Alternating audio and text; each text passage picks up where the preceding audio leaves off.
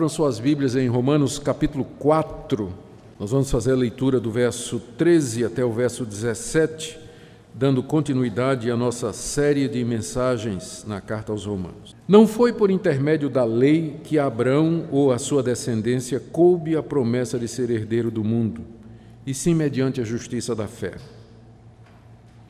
Pois se os da lei é que são os herdeiros, anula-se a fé e cancela-se a promessa. Porque a lei suscita a ira, mas onde não há lei, também não há transgressão.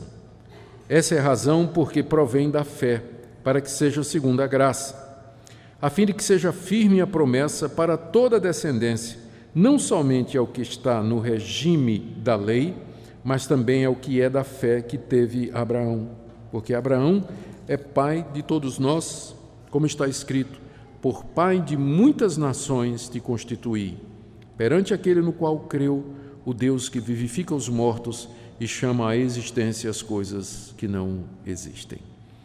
Nessa noite nós vamos do verso 13 até metade do verso 17, porque a segunda metade do verso 17 tem a ver mais com o tema seguinte do apóstolo Paulo, que é sobre a natureza da fé de Abraão. Meus queridos, na nossa exposição da carta aos Romanos, nós vimos que o objetivo de Paulo aqui é expor a doutrina da justificação pela fé, de que maneira Deus justifica pecadores. Ele começou a carta dizendo que pecadores precisam ser justificados.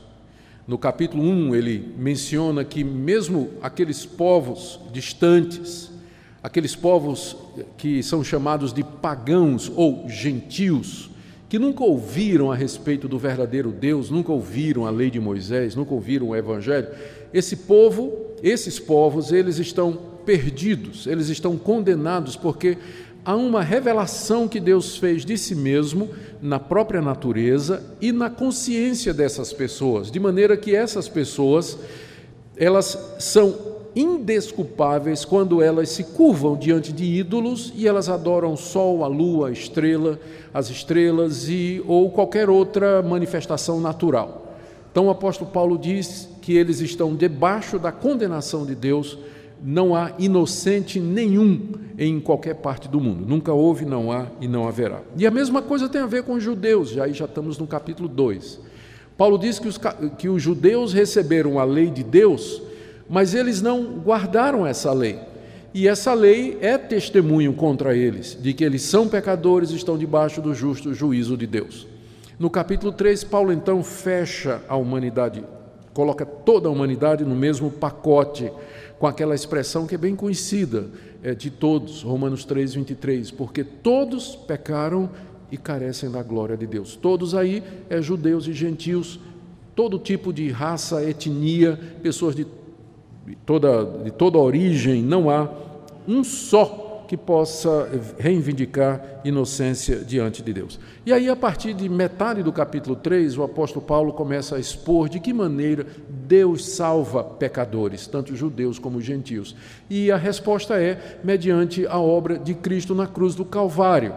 Como Cristo na cruz derramou seu sangue para salvar pecadores, e mediante a fé em Jesus Cristo, Deus justifica pecadores, quer sejam os pagãos, quer sejam os judeus. E aqui no capítulo 4, ele prova o que ele está dizendo através do exemplo de Abraão. Abraão foi escolhido de forma muito inteligente pelo apóstolo Paulo, porque Abraão era o herói dos judeus. Os judeus consideravam Abraão como o pai da nação hebraica, como o amigo de Deus, aquele que era o patriarca de toda aquela descendência, e os judeus se orgulhavam de ser filho de Abraão. Então Paulo toma Abraão e diz, então vamos ver como foi que Abraão foi justificado. E Abraão, segundo Paulo, foi justificado não pela guarda da lei ou por obras, mas mediante a fé nas promessas de Deus. E depois de Paulo demonstrar isso, no começo do capítulo 4, ele cita o exemplo de Davi, que era outro herói da nação judaica, Como Davi também declara que o homem é justificado diante de Deus pela fé e não pelas obras, não pelos méritos. Paulo faz uma citação do Salmo 32, corroborando, não é? Ratificando com a experiência de Davi aquilo que ele já tinha dito sobre Abraão. Mas aí vinha uma pergunta. Abraão é o pai da nação judaica e o símbolo dos judeus é a circuncisão. Então, não será que, se Abraão foi justificado, perdoado por Deus, a salvação que Deus tem para dar não é somente para aqueles que são descendentes de Abraão, cujo símbolo é a circuncisão? Aí Paulo então responde dizendo não, porque quando Abraão foi circuncidado, ele já tinha crido fazia cerca de 14 anos. A circuncisão veio quase 2 décadas depois que Abraão creu em Deus e foi salvo. Logo, quando Abraão foi circuncidado, ele não era judeu, não era gentil, não tinha ainda essa categoria. Então, a salvação é pela fé e não mediante a circuncisão. E agora vem uma outra pergunta. Vocês têm que lembrar que Paulo, quando está escrevendo essa carta, ele tem em mente uma audiência lá em Roma, onde havia judeus que o questionariam a respeito dessas coisas. E natural, é por isso que a carta aos Romanos está cheia de referência a Abrão, a Davi, circuncisão, lei, Israel, sacrifício, toda essa linguagem do Antigo Testamento. Então, Paulo, mais ou menos, imagina alguém lá em Roma dizendo o seguinte: mas espera aí, Deus prometeu que Abraão seria o herdeiro do mundo. E essa promessa foi feita porque Abraão guardou a lei. Então, segue-se que aqueles que guardam a lei, que são os judeus, estes é que são os verdadeiros herdeiros de Abraão. Eles é que vão herdar o mundo. Será que é verdade? É isso que Paulo trata aqui na passagem que eu li para vocês e que nós temos que examinar agora. Para que a gente entenda corretamente o que é que está acontecendo aqui, eu preciso explicar 2 conceitos, mais uma vez para vocês. O primeiro deles são as promessas que Deus fez a Abraão. Em resumo, essas promessas estão em Gênesis capítulo 12, capítulo 15 e capítulo 17. E eu vou dar para vocês um sumário delas. Essas promessas que Deus fez a Abraão são, primeiro, que Deus iria fazer dele uma grande nação. Deus chamou Abraão. Abraão era um pagão que morava lá na Mesopotâmia, numa cidade chamada Ur. O nome dele, Abrão, que significa pai elevado, é interpretado pelos rabinos pelo fato de que ele olhava para os céus, para as estrelas. Ele era um astrólogo, alguém que ficava, tentando entender o destino das pessoas e o seu próprio examinando as estrelas. Por isso o nome Abrão, pai elevado, aquele que olha para as alturas. Deus foi lá e chamou esse homem e disse: sai daí e você vai para uma terra que eu vou te dar. E vou fazer de você uma grande nação, uma nação numerosa como as estrelas do céu, e te darei a terra das tuas peregrinações por herança. Você vai peregrinar numa terra e um dia eu vou te dar essa terra, não a você, mas aos seus descendentes. E na época que Deus disse isso, aquela terra era habitada por 7 povos diferentes, nações pagãs. Deus disse também que haveria de abençoá-lo, que abençoaria quem o abençoasse e amaldiçoaria quem o amaldiçoasse, que reis e príncipes viriam de Abraão e que nele seriam benditas todas as nações da terra. São promessas muito grandes e promessas assim impensáveis que Deus fez a esse pagão chamado Abrão na época. Paulo aqui, no texto que eu li para vocês, ele resume todas essas promessas numa promessa só. Veja, no verso 13: não foi por intermédio da lei que a Abraão ou a sua descendência coube a promessa de ser herdeiro do mundo. Então Paulo resume nessa expressão todas as outras promessas. Herdeiro do mundo. Ou seja, Deus prometeu a Abraão que o mundo ia ser dele. Todas aquelas promessas, de ti farei uma grande nação, de ti virá alguém em quem serão benditas todas as nações da terra, príncipes virão de ti e tudo mais. No final, o que Deus estava dizendo a Abraão é o seguinte: a você e a sua descendência eu vou dar a terra. Você vai ser herdeiro do mundo. O mundo será seu por herança. Eu estou te dando isso. É a promessa que eu estou fazendo. É assim que Paulo resume todas aquelas promessas do livro de Gênesis na história de Abraão, que todos nós conhecemos muito bem. E quando Paulo se refere a isso aqui, né, que Abraão seria herdeiro do mundo, ele ou sua descendência, Paulo está pensando não no mundo físico como nós o conhecemos agora, mas no novo mundo que Deus prometeu já no Antigo Testamento que haveria de criar. Há uma promessa, várias promessas no livro dos profetas, especialmente Isaías, de que Deus haveria de fazer uma nova realidade. Esse mundo que ele criou foi contaminado pelo pecado. Deus então faria um novo céu e uma nova terra e daria ao seu povo. O judeu entendia que isso era uma promessa para ele. Por quê? Porque ele era descendente de Abraão, ele era circuncidado, ele recebeu a lei. Eles eram os legítimos herdeiros de Abraão, portanto, eles herdariam a terra. A nação de Israel um dia seria a nação predominante. Todas as demais nações prestariam tributo à nação de Israel e Davi se sentaria no trono de Jerusalém, um descendente de Davi, e de lá governaria todas as nações. Era assim que o judeu entendia isso aí. Mas Paulo agora ele vai dizer que os verdadeiros descendentes de Abraão não são os seus descendentes físicos, mas aqueles que creem nas promessas de Deus da mesma forma que Abraão creu, da mesma maneira que Abraão creu. Em outras palavras, o que Paulo está dizendo é que o novo céu e a nova terra que Deus está fazendo e que se aproxima, ele será a herança daqueles que creem no Filho de Abraão, o descendente que abençoou o mundo todo, que é Jesus Cristo. Esse vai ser o ponto aqui que o apóstolo Paulo vai fazer. Agora, o segundo conceito que nós precisamos relembrar aqui é a respeito da lei de Moisés, porque a pergunta de Paulo aqui no verso 13, aliás, a afirmação de Paulo no verso 13, é de que não foi por intermédio da lei que a Abraão ou a sua descendência coube a promessa de ser herdeiro do mundo. Por que Paulo está levantando essa questão? Ele está dizendo, olha, a promessa de herdar o mundo, esse mundo maravilhoso que Deus haverá de trazer ainda, isso não foi resultado da lei. Por que Paulo está dizendo isso? Porque os judeus acreditavam que as promessas que Deus fez a Abraão foi exatamente porque Abraão era um guardador da lei. Era um guardador da lei. O argumento dos judeus era mais ou menos o seguinte: Deus havia revelado a lei a Abraão 430 anos antes de Moisés. Então, Abraão sabia em detalhes tudo aquilo que um dia Deus mostraria a Moisés 430 anos depois. Abraão está aqui, 430 anos depois, Moisés dá a lei à nação de Israel.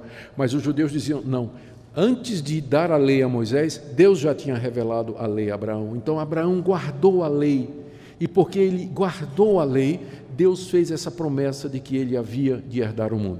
Tem até uma citação aqui que eu anotei, de um livro apócrifo chamado Baruque, capítulo 44, 19 a 21, que foi escrito por judeus antes de Jesus Cristo, que fala sobre Abraão dizendo assim: Abraão guardou a lei do Altíssimo e estava em aliança com Deus. Deus lhe deu a circuncisão e quando Abraão mostrou que era fiel, Deus lhe prometeu com juramento que o abençoaria com numerosa descendência e lhe daria a terra. É uma citação de um livro apócrifo escrito pelos judeus um pouco antes de Paulo. E esse, é claro, a gente não aceita os livros apócrifos como inspirados, mas eles eram lidos e eles circulavam no meio da comunidade judaica e refletia a crença dos judeus de que Abraão tinha sido um guardador da lei, cumpriu fielmente a lei, e foi por isso que Deus deu a ele a promessa de que um dia ele haveria de herdar a terra. A lei de Moisés, a gente precisa refletir nisso aqui, entender, ela foi dada 430 anos depois de Abraão, quando Deus tirou os israelitas, filhos de Abraão, do Egito, sob o comando de Moisés.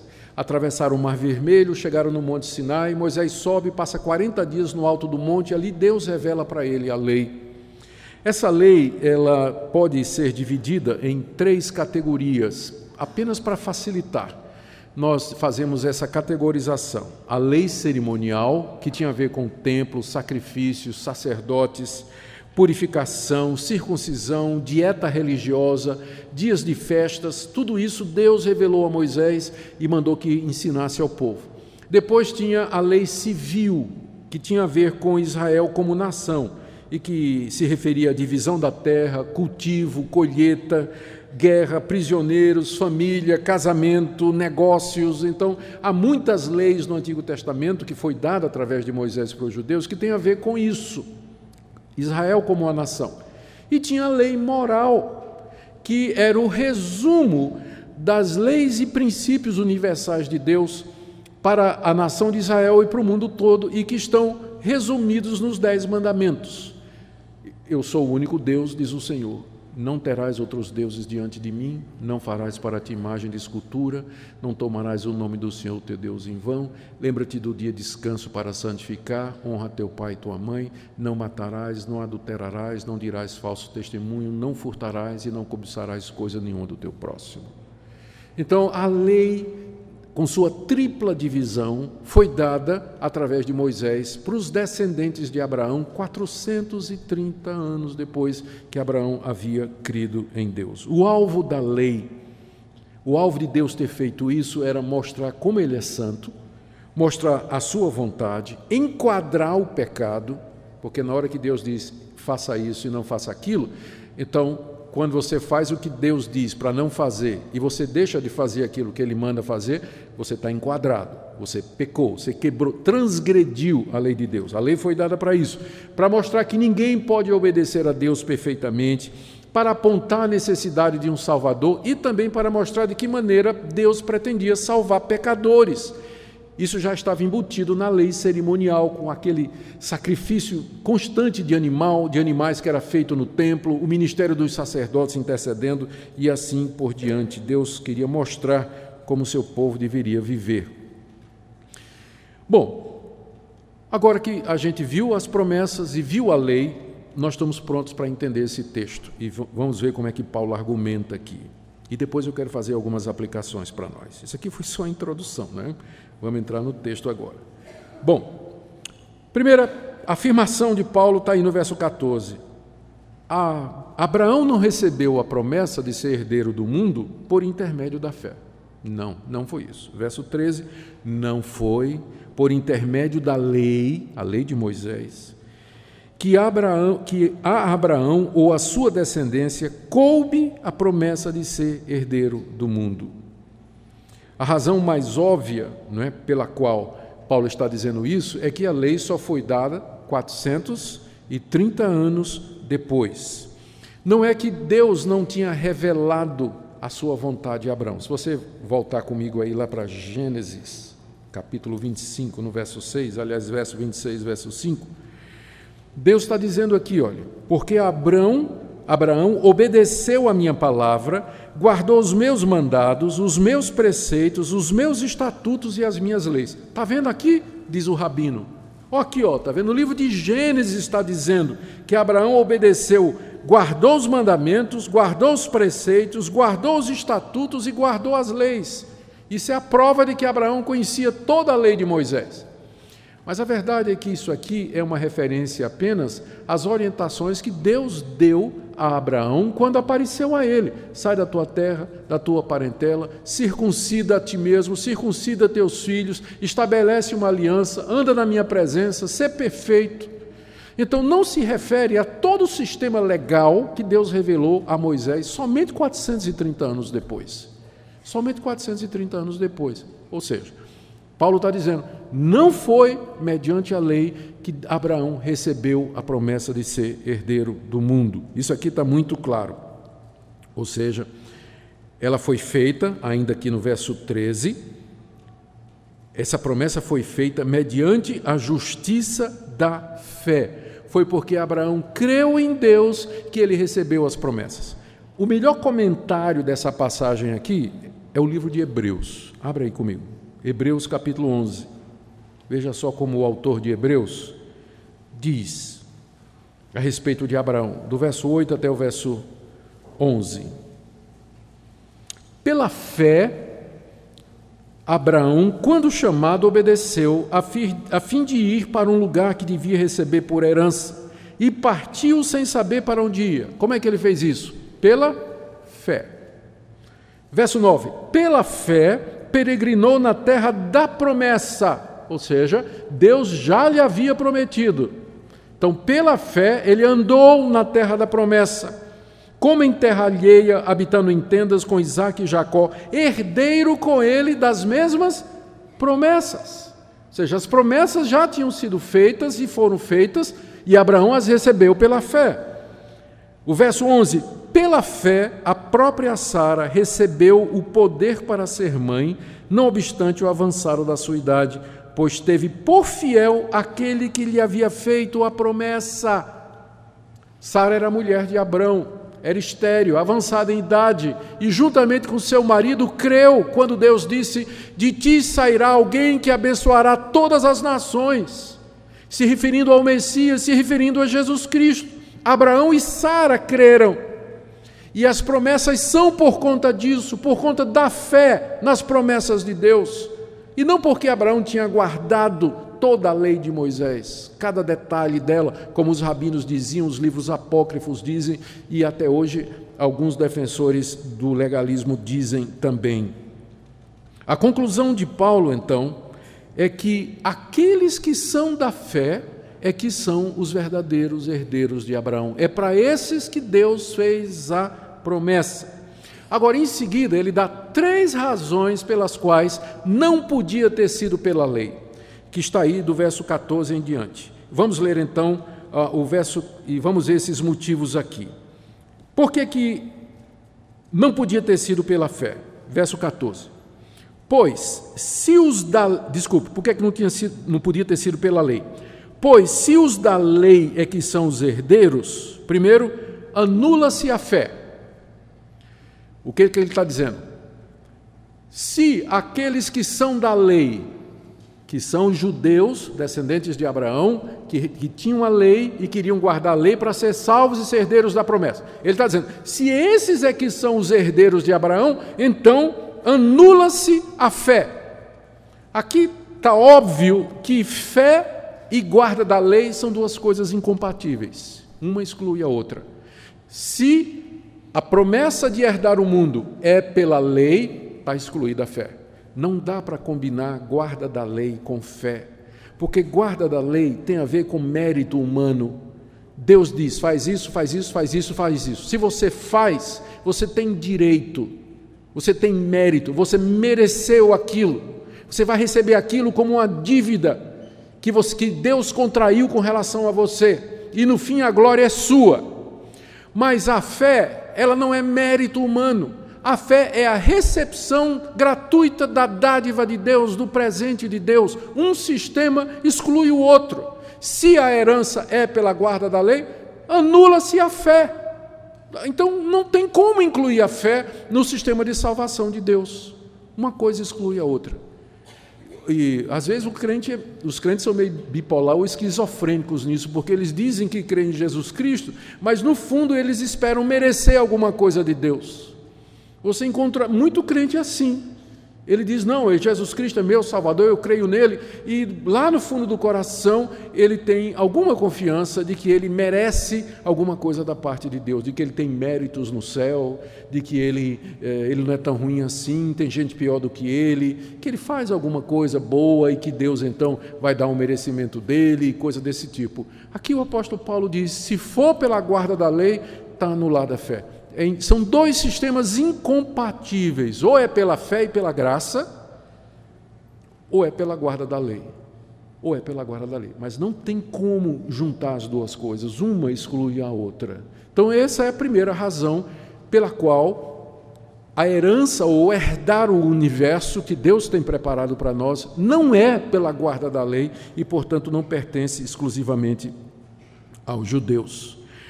A segunda razão que Paulo nos dá aqui, está no verso 15, está no verso 14 ainda, ele diz, se os da lei é que são os herdeiros, anula-se a fé e cancela-se a promessa, porque a promessa foi dada com base na fé de Abraão, na fé que Abraão teve. Mas então, se agora é mediante a guarda da lei, Então está cancelada a promessa, porque a promessa foi feita com base num esquema. Deus prometeu a Abraão que ele seria herdeiro do mundo, lá em Gênesis 12, Gênesis 15 e Gênesis 17. A lei foi dada em Êxodo 20, 430 anos depois. Então Deus não podia e não fez isso, revogar o acordo que ele tinha feito com Abraão. A promessa foi feita pela fé. Se a lei que vem 430 anos depois revoga isso, então nós estamos complicados. Mas a verdade é que não revoga. Deus não estabeleceu um novo contrato, uma nova base de salvação. A base sempre foi mediante a fé. Então, se é pela lei, a promessa que Deus fez a Abraão está anulada, porque foi feita com base na fé. É como se Deus tivesse dado a palavra dele e tivesse voltado atrás depois, como se ele tivesse assinado um contrato e depois rasgou o contrato e fez outro. Anulou, rasgou. Se é pela lei, então está cancelada a primeira coisa que Deus fez. E é óbvio que que isso não pode ter acontecido. Terceira razão pela qual a promessa não é pela lei, está no verso 15. Porque a lei, ela não traz promessa, ela traz ira. Verso 15, porque a lei suscita a ira. Mas onde não há lei, também não há transgressão. A lei suscita a ira. Suscitar quer dizer provocar, estimular, incentivar. E a ira aqui é a ira de Deus. O que Paulo está dizendo é que a lei, ela provoca a ira de Deus. Por quê? Porque a lei diz, não matarás, não adulterarás, não furtarás, não cobiçarás, honra teu pai e tua mãe, não terás ídolos diante de mim. E nós quebramos essa lei. E como resultado, Deus fica irado, que é a reação justa do seu caráter santo. Então a lei não traz promessa. A lei, na verdade, provoca a Deus. Por quê? Porque a lei foi dada para pecadores como vocês e eu, e nós a quebramos, transgredimos diariamente, provocando a ira de Deus sobre nós e não a promessa. A única promessa que a lei traz é que você vai para o inferno, porque você quebrou a lei de Deus. É a única promessa que a lei pode fazer. Não é pela lei, porque a lei suscita a ira e não promessa. Porque onde não há lei, também não há transgressão. É claro que antes da lei de Moisés tinha transgressão no mundo, tinha pecado no mundo. Mas quando a lei veio como um sistema todo organizado, enquadrou.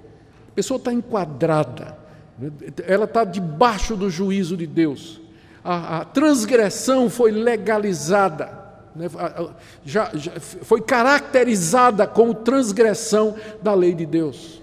Então o sistema legal dado por Moisés, longe de ser a base da promessa, ao contrário, ele provoca a ira de Deus. Nunca pode ser pelo nosso merecimento, porque nós não conseguimos cumprir a lei de Deus e só merecemos a sua ira.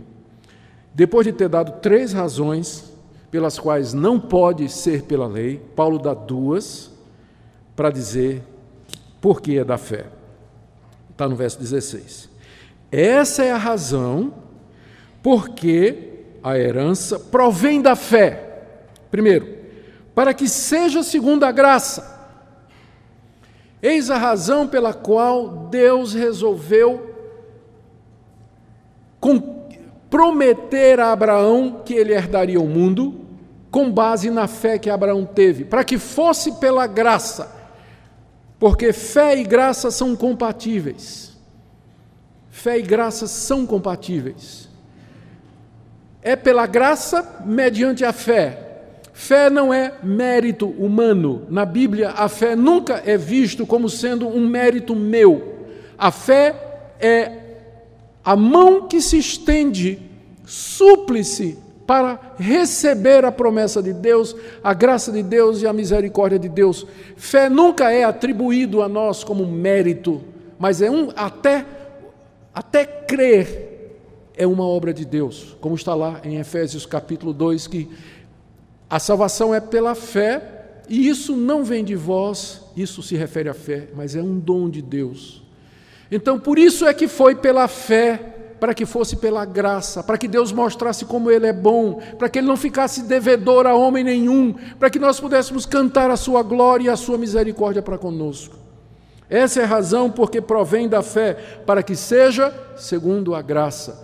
A segunda razão pela qual é pela fé, ainda no verso 16, a fim de que seja firme a promessa para toda a descendência, não somente ao que está no regime da lei, mas também ao que é da fé que teve Abraão, porque Abraão é pai de todos nós. E aí Paulo cita aqui, Gênesis 17:5, aquela promessa, por pai de muitas nações te constituí.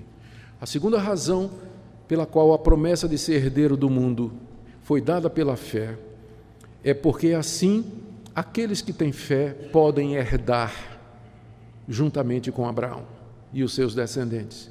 Porque se fosse pela lei, seria somente dos judeus. Se fosse pela circuncisão, seria somente dos judeus. Mas como é pela fé, pode ser de brasileiros, como vocês e como eu. Nós podemos ser herdeiros dessa promessa. Se somos crentes em Jesus, nós somos herdeiros dessa promessa de herdar o mundo, de habitar no novo céu e na nova terra, onde finalmente a justiça irá habitar, onde esse mundo será expurgado finalmente de todo o pecado, a criação será restaurada, Deus estará entre nós na pessoa do seu Filho Jesus Cristo. Maravilhas incontáveis e indizíveis, como nós encontramos no livro de Apocalipse e em outras passagens da Bíblia, inclusive no livro do profeta Isaías, capítulo 60 em diante, particularmente 66, onde ele fala do novo céu e da nova terra. É pela fé para que possa ser para você, para que possa ser para mim, que creiam em Jesus como sendo filho de Abraão, em quem serão benditas todas as nações da terra. E aqui nós já caminhamos para alguns pontos de doutrina que eu queria resumir aqui. O primeiro deles é esse aqui. A Bíblia ensina consistentemente de que aqueles que creem em Jesus Cristo, eles têm a vida eterna. E a vida eterna não é só viver eternamente, mas é viver em comunhão com Deus no novo céu e na nova terra que Ele está preparando. É essa a herança que Deus nos dá mediante a fé. É esse o nosso destino. É isso que Deus preparou para nós. E é esse mundo que se avizinha.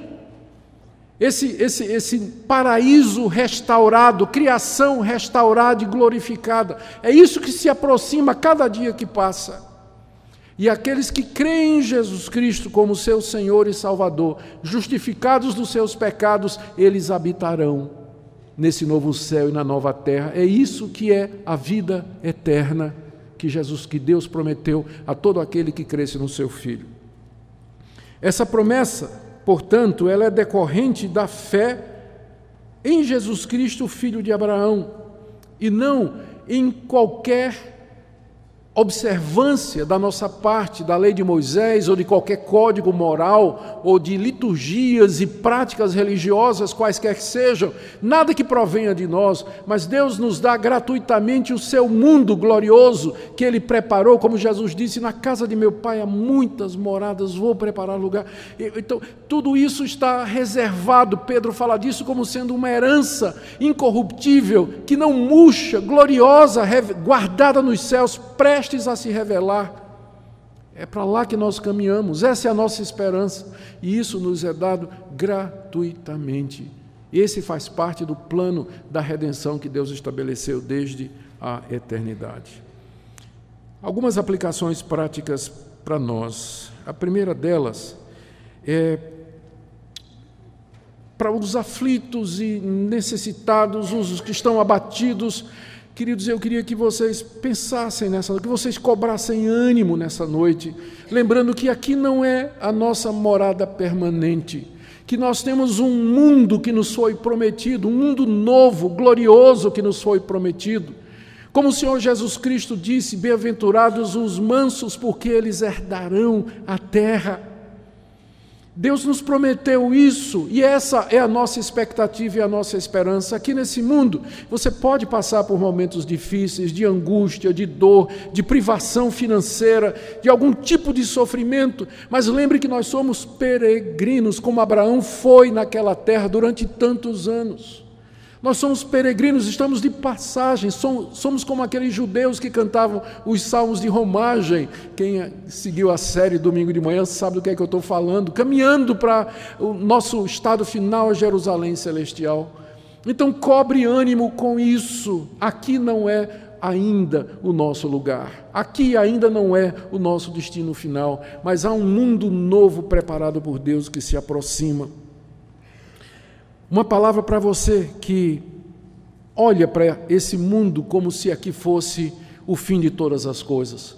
Talvez você tenha esse pensamento de que a morte vai ser o fim de todas as coisas e que a vida é isso que você pode ter aqui e se resume nesse espaço de existência de alguns anos que você está aqui nesse planeta. Deve ser muito triste viver dessa forma. Deve ser muito triste você ter inteligência, ter conhecimento, ter consciência, ter desejos, anseios, aspirações e não ter nenhuma esperança a partir daquele momento em que tudo isso se acabar, como se fosse virar pó e entrar na mais completa escuridão e simplesmente deixar de existir. Não são poucas as pessoas que não conseguem conviver com esse tipo de pensamento. Elas simplesmente não querem nem falar sobre isso e tentam viver a vida aqui o mais intensamente que elas podem, porque elas imaginam que é isso só que existe.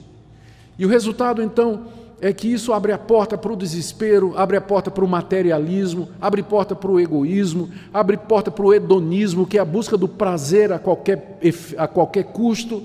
E o resultado é que, no fim, longe de encontrar paz e alegria, a pessoa se encontra aflita, vazia, angustiada, deprimida, vivendo à base de remédios, não poucas vezes, ou então se lançando desenfreadamente no sexo, na bebida, no trabalho ou qualquer outra coisa, para simplesmente não pensar no sentido da vida, com a razão dele existir. E eu quero lhe dizer nessa noite que o Evangelho nos dá essa resposta. Que Deus tem essa resposta, o sentido para a sua vida, que Ele nos criou para algo maior e além, um mundo glorioso, do qual nós somos herdeiros mediante a fé naquele que morreu e ressuscitou, Jesus Cristo, sendo Ele o primeiro dessa nova humanidade. O primeiro já ressuscitou, o resto somos nós, chega a hora, é a nossa vez, quando Ele vier. Eu queria que você pensasse nisso nessa noite também. E finalmente, mais uma vez eu tenho que falar a respeito daqueles que no fundo do coração, às vezes isso é inconsciente, irmãos. A pessoa, ela imagina que Deus vai lhe dar alguma coisa, ou que Deus vai aceitá-la, ou Deus vai se agradar dela com base em alguma coisa que nós fazemos. Eu não estou desestimulando você de viver uma vida reta, uma vida santa, de fazer a vontade de Deus, mas eu estou querendo que você sonde o coração para você saber qual a razão pela qual você quer fazer as coisas certas? Qual a razão pela qual você vem à igreja? Qual a razão pela qual você lê a sua Bíblia? Por que motivo você ora? Por que motivo você busca a Deus? É porque você espera dessa forma obter algum favor, mérito ou reconhecimento da parte de Deus? Ou porque você já entendeu que foi salvo pela graça, pela misericórdia de Deus, e seu desejo maior nessa vida é agradá-lo, não para que você ganhe dele alguma coisa, porque ele já lhe deu gratuitamente, mas porque você quer manifestar para ele toda a sua gratidão. O legalismo é um mal terrível que entra no coração das pessoas. A confiança que as pessoas têm em si, às vezes é tão grande, a primeira coisa que faz é cegar os olhos, a pessoa não percebe que ela é autoconfiante no mau sentido, de que ela é uma pessoa que acha que merece alguma coisa da parte de Deus. Eu queria que você pensasse nisso. A palavra de Deus é muito clara, não é por lei, não é por obras, porque se for, exclui a graça de Deus, exclui a promessa, exclui a fé. Ou é um ou é o outro. A pergunta é, onde está a sua esperança nessa noite? Em que você confia nessa noite? Que Deus queira usar essa palavra no seu coração para encorajar vocês, animar vocês, para enchê-los de expectativa, para que vocês possam se levantar da tristeza, do desânimo, olhar para esse ano que se aproxima como sendo um ano a menos no calendário de Deus, para a chegada do mundo novo que Ele preparou, e que vocês tenham esperança e paciência para herdar a promessa que foi feita mediante a fé a Abraão e a todos que andam nas mesmas pisadas da fé que Abraão teve. Amém. Oremos. Ó Deus, nós te damos graças por tão grandes promessas. Te damos graças, ó Deus, porque nos prometeste um mundo, herdeiros do mundo. Um dia tudo isso será nosso, não isso, mas isso mudado, isso glorificado, renovado, restaurado, transformado para uma glória indizível. Nós não temos ideia do que o Senhor preparou para nós, mas nós te damos graças porque o Senhor graciosamente nos fez herdeiros da promessa. Porque mediante Jesus Cristo, teu Filho, o Filho de Abraão, o descendente prometido, todas as nações foram abençoadas, povos de todas as tribos, línguas e nações que herdarão essa terra. Te damos graças por isso. Se há alguém aqui essa noite que ainda não compreendeu o Evangelho, nós pedimos que essa palavra seja de encorajamento, que o Senhor queira abrir os seus olhos, que o Senhor possa derramar graça e misericórdia no seu coração. Abençoa também os teus filhos, enchendo-os de esperança, de alegria, no início desse novo ano que o Senhor nos concede por tua graça. É o que nós te pedimos, agradecidos em nome de Jesus. Amém.